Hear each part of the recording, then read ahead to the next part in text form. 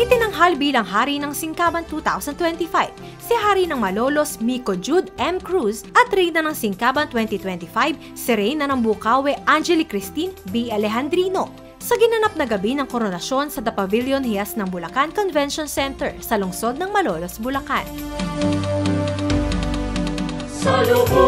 My plan is to showcase our rich cultural heritage dahil sabi nga nila, ang Bulacan ay hindi lang isang destinasyon kung hindi lugar na babalik-balikan. Maraming salamat po. Ang ibig sabihin ng pagkapanalo sa pageant na ito, madami pa tayong pwedeng gawin, lalo natin ipagpapatuloy at pagtulong natin sa habang. Bulakenyo, ibandila ang gintong pamanan ng lahi. Mabuhay ang lalawigan, singkaban, sining at talinaman. Bago ang gabi ng koronasyon, nakiisa ang mga kandidato at kandidata sa Araw ng Kulturang Bulakenyo noong ika-23 ng Agosto, Araw ng Kasuotang Filipino at Sashing Ceremony noong ika-30 ng Agosto at pre-pageant interview at tourism video presentation noong ika-6 ng Setyembre 2025.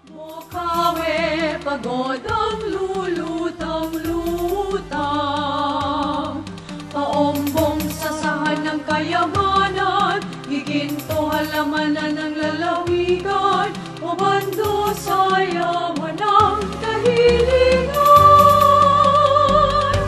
Mabuhay ang sambayanan, mabuhay ang Bulacan, Singkaban.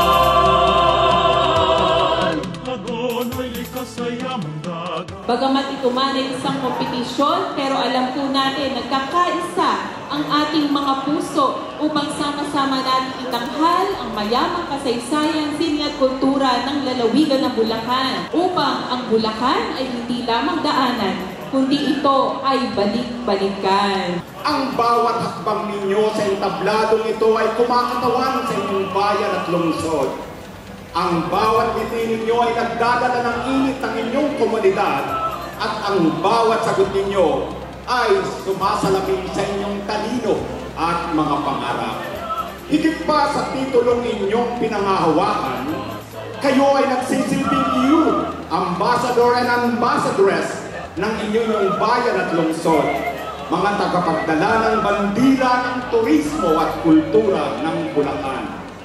Ngayong gabi, pinapakita natin ang ganda at galing ng kabataang Bulakenyo. Dahil ang mga Bulakenyo, hindi lang magaganda, magagaling at alam ko natapat sa ng Bulakenyo. Huwag natin hayaan makilala ang lalawigan ng Bulacan sa mga negatibo. Mahalin natin ang ating lalawigan. Walang magmamahal dito sa Bulacan, kundi tayo din. Lalong-lalo na tayo mga kabataan.